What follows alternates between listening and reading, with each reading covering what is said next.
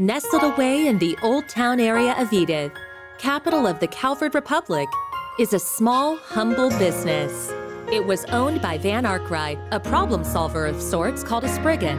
One day, a first-year student from Aramis Academy, Agnès Claudel, showed up at his door. She requested his help in finding antique ornaments called the Genesees, which she inherited from her great-grandfather. Utilizing his connections in normal society and the underworld, Van and Agnès found one of the Genesees, only to come under fire from a mafia group called Almada. Despite the seemingly hopeless situation, the Genesis resonated with Van's Zypha, a tactical ornament from which a little fairy named Mare appeared. With her assistance, Van clad himself in an armor made of shards and transformed into the Grendel. He turned the tables on the mafioso with its overwhelming strength.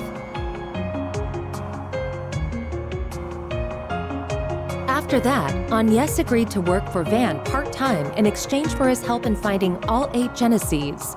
The two of them traveled all across Calvert in search of them and made a number of new friends along the way. Fairy Al-Fayed, a Jaeger who was raised for a life on the battlefield as a Kruga warrior. Aaron Way, a prodigy and a reckless leader of a group of delinquents from Longport's Eastern Quarter. Risette Twinings, a service concierge dispatched from the Marduk Company to provide Arkwright solutions with impeccable support. Katra Salesian, a young engineer stationed at the Basel Institute of Science, where he participates in the development of cutting-edge technology.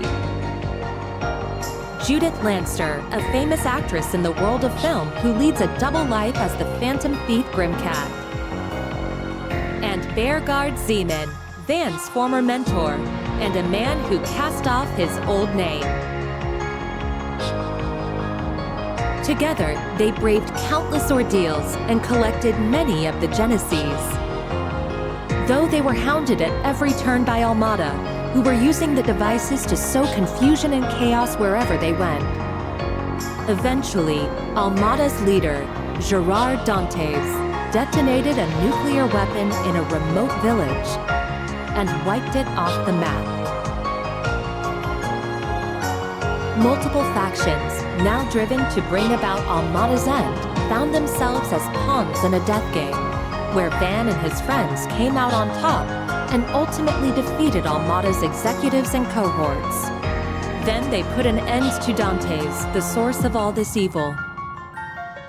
However, during a festival celebrating the Calvardian Revolution, one of Almada's leaders, Melchior, unleashed pandemonium on the capital, and in the process revived Dantes and the other executives and summoned countless demons into the city.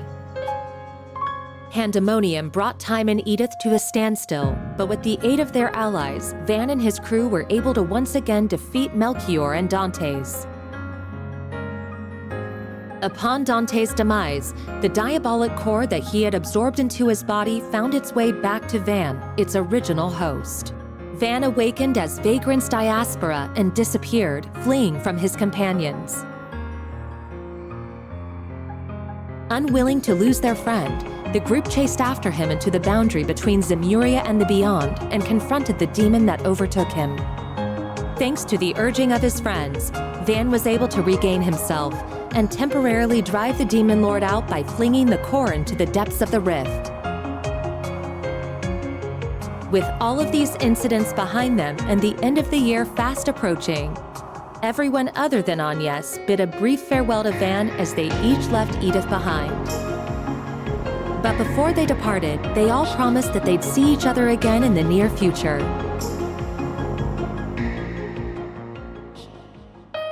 The Legend of Heroes trails through Daybreak 2. Coming February 14th, 2025 to PlayStation 4 and PlayStation 5.